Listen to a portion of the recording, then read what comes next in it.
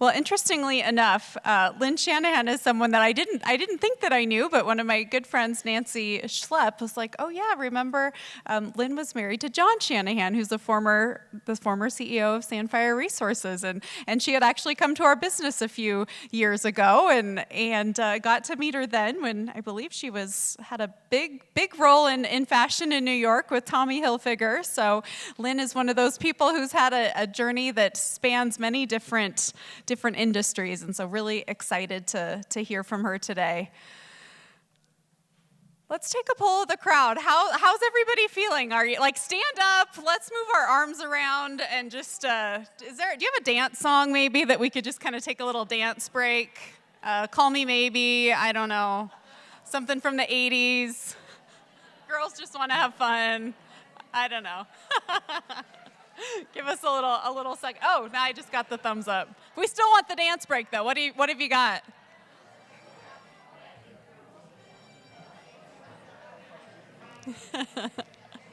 Thank you. I saw somebody kind of move their arms. Am I alone? There she is. Okay, we can do this. We can do this. Powering on through. Okay. I gotcha. Awesome. No, you. Oh, yes, I know they are going to expect you to dance. How exciting. Nothing like connecting with other women through dance. I mean, love it. Awesome. Okay, so I am going to read just a little bit of a bio for Lynn. She is the owner of The Jump. I love this. A former strip club she turned into a thriving dance hall. I wish I could say that. I don't know. Work strip club somehow into my intro. Maybe not. That's not a great idea. But she's turned it into a thriving dance hall. I'm a big fan of dance halls. As a long-time Montana family, I've heard stories about driving to dance halls and getting to have fun with family and friends out in the middle of nowhere. So Lynn has done this in the Gallatin Gateway, and her career has spanned industries and states, giving her a wealth of knowledge to share today. She's going to share some insights from her time at Tommy Hilfiger, the different life changes, hobbies, and her keynote is titled Navigating the Dance of Life, Embracing the Inevitable Change. I will tell you that my dad says the only person who likes change is a baby. So with that, Lynn Shanahan, please welcome to the stage. We're excited for your message. Please welcome Lynn.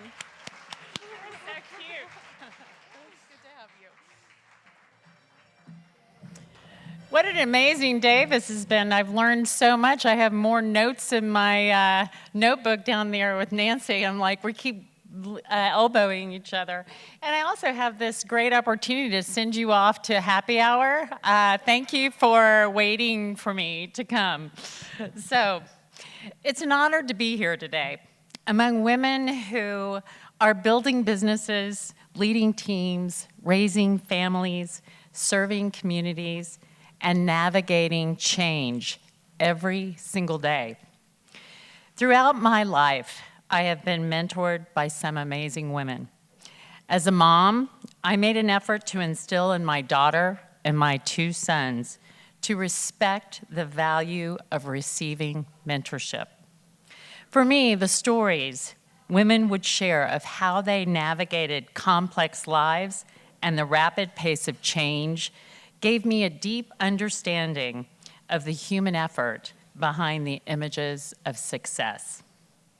Today, I want to share a little of my story, and I hope you find some thoughts useful as you navigate your own lives.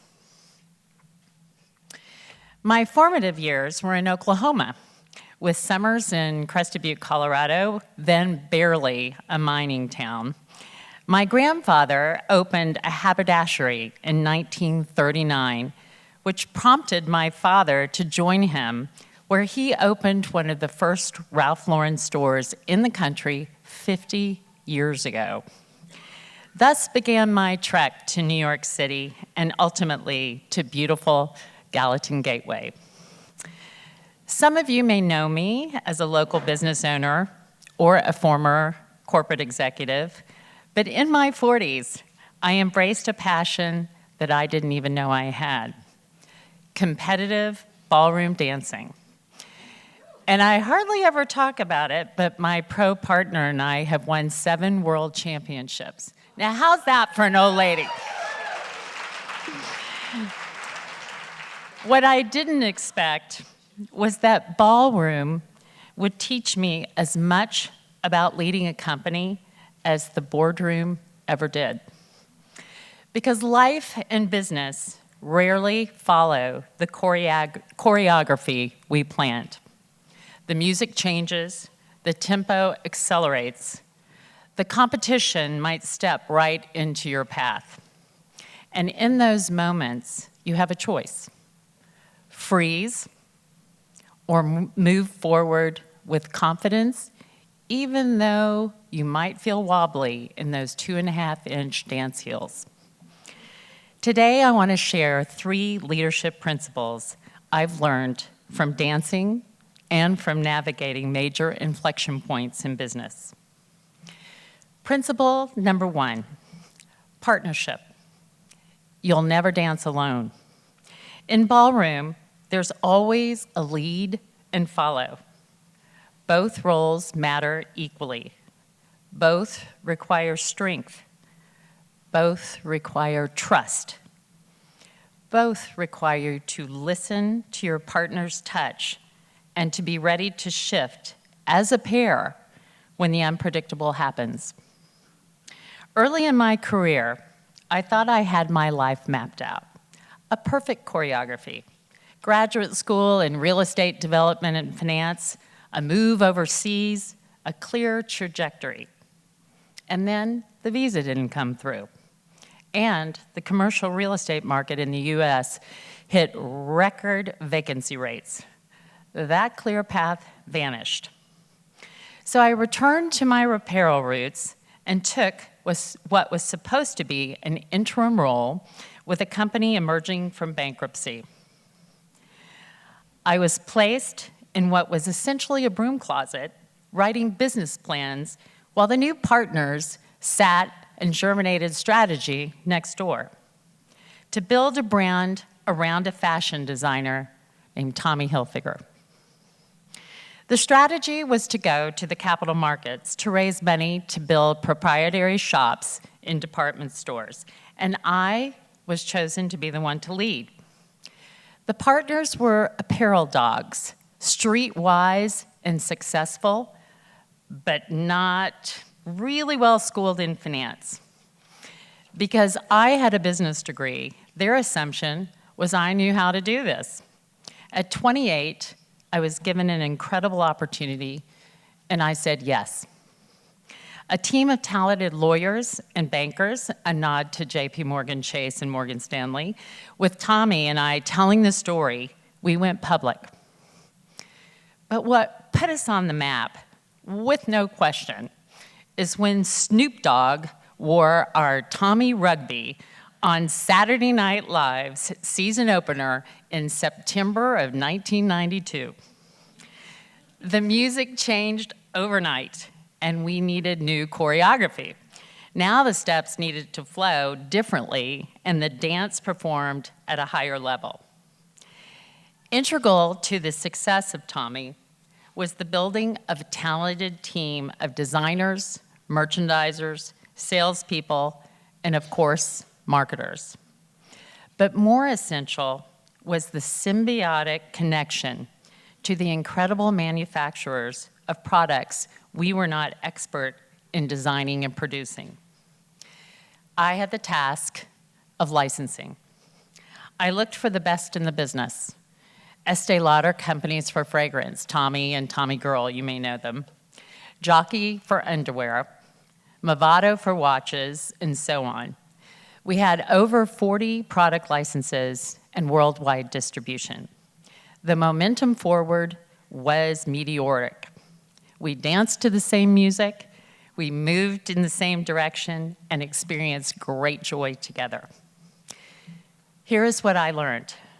Say yes when you are asked to dance, even if you don't know how.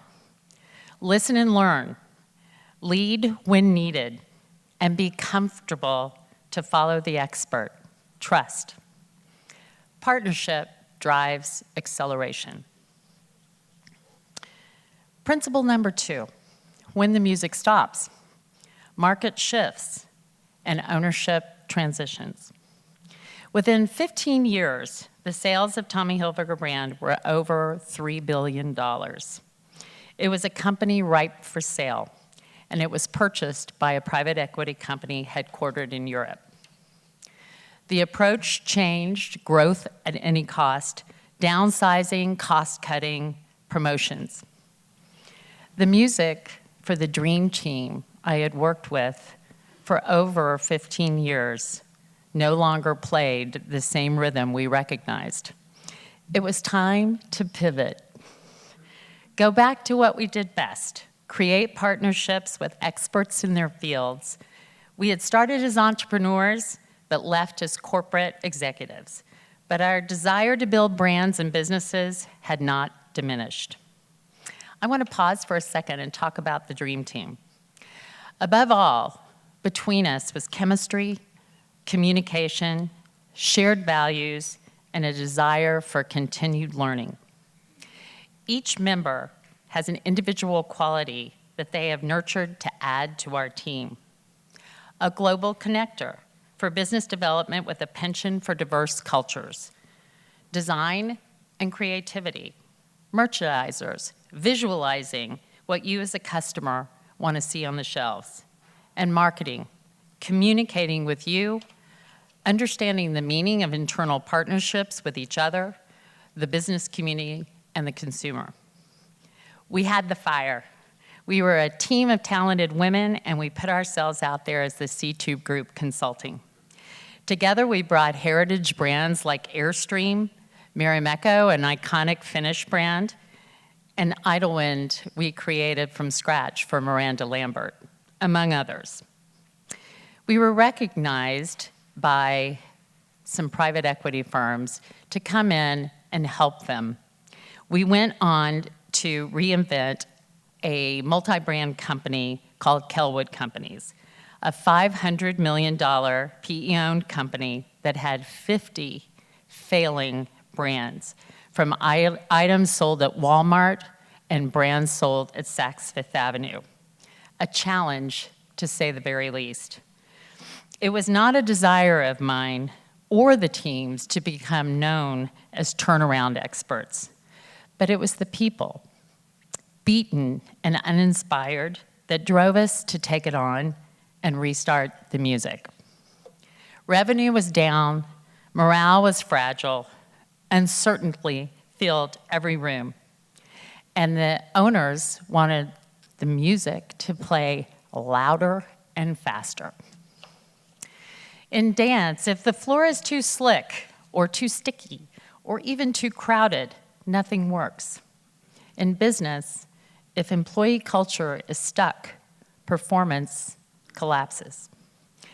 Leadership in that Kellwood world meant stabilizing operations, clarifying roles, inspire with believable, achievable strategy that involved them, restoring belief before restoring margin.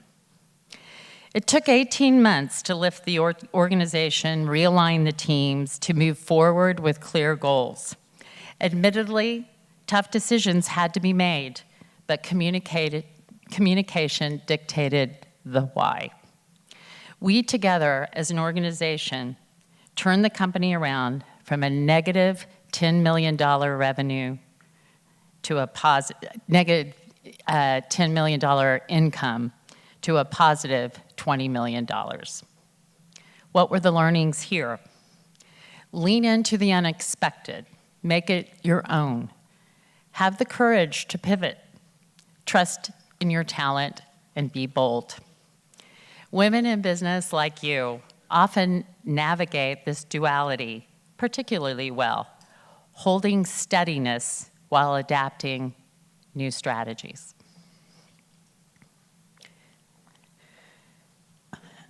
Principle number 3, resilient reinvention when change is personal. Not all change is corporate. Some of the most profound changes in my life were deeply personal. Relocation, personal loss, reinvention during uncertain global times. As the C2 Group finished positioning the Kellwood companies for sale, my Aussie husband, John Shanahan, a committed soul to the mining industry, moved to Helena and to White Sulphur Springs to work with Sandfire Resources to permit the Black Butte mine. One of my closest pals here was his closest colleague and partner, Nancy Schlepp.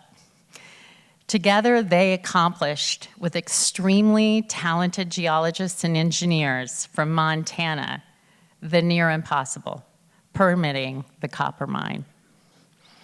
He has supported my career by being ever present with me and our 3 amazing, now adult children. So it was my turn to follow. I said goodbye to New York and my business to be with John in Bozeman. We never got to be here together, and he did not have a chance to realize his dream.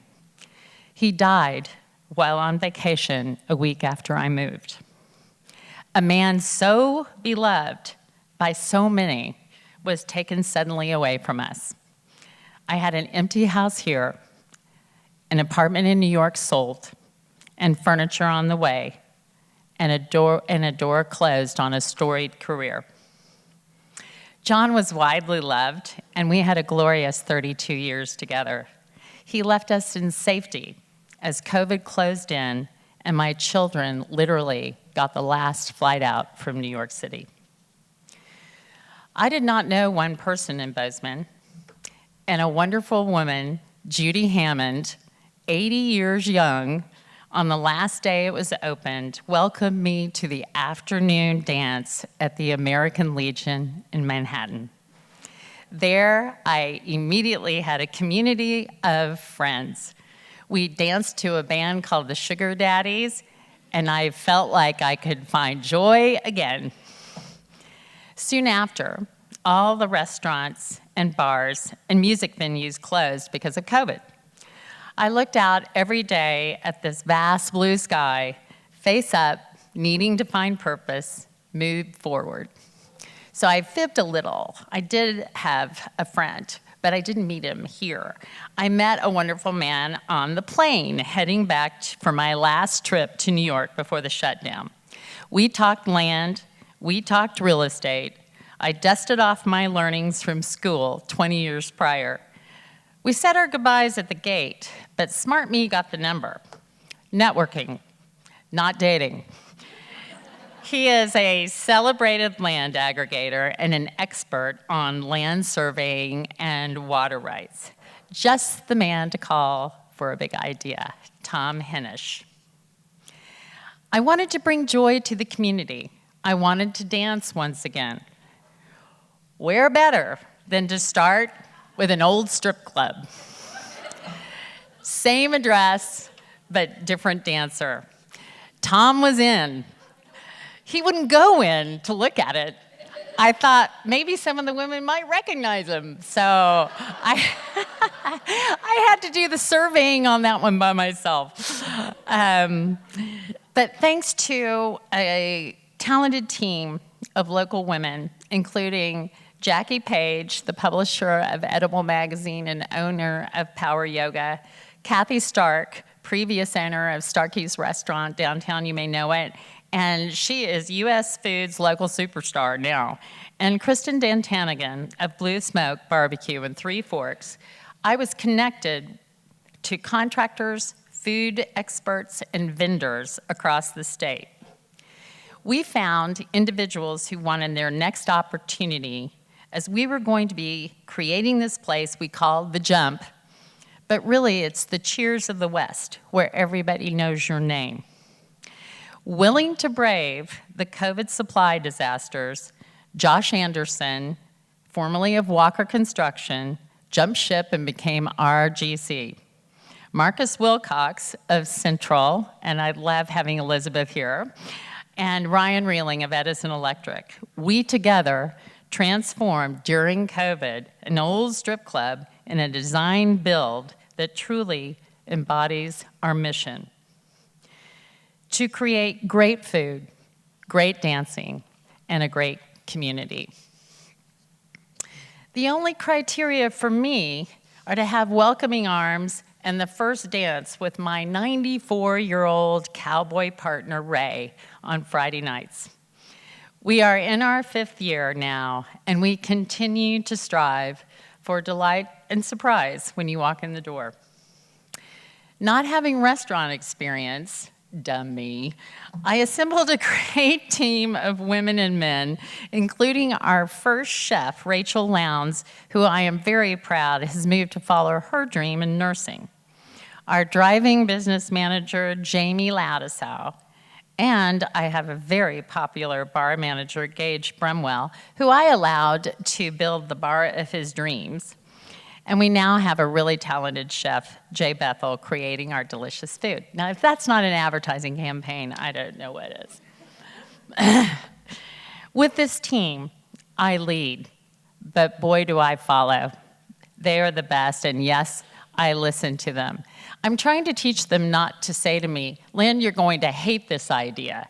Because every idea they give me, I've instituted. So I'd like, fail forward, fail fast, they say. I said, my most brilliant idea came from the most hated is I'm halfway back to the strip club now because I now have half of it as a speakeasy lounge casino. So I don't wait for the polls to come back out. So change does not ask permission. It simply changes the music. And what dancing has taught me is this. Even when you miss a step, you keep moving. Resilience is not perfection, it's recovery. If there's one thing both entrepreneurship and ballroom dancing has taught me, it is this. The music will change. Your job is not to control the soundtrack. Your job is to stay in motion. Lead when it's your turn. Follow when wisdom requires it. Adapt when the tempo shifts.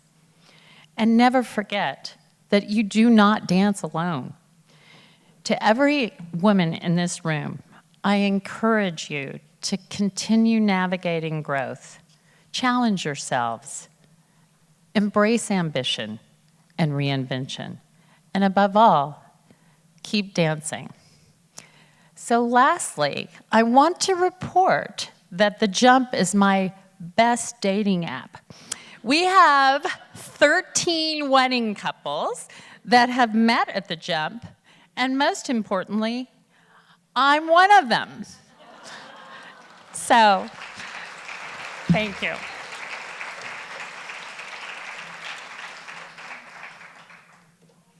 That's it. I was told to be close, quick, and drinks on the table. Can I go this way? Yeah, sure. Oh my goodness, how inspiring was that? Wow, I did not expect to end with the 13 weddings. I mean, that is a KPI for the record books. I love it. How many people can you connect? Thank you so much, Lynn.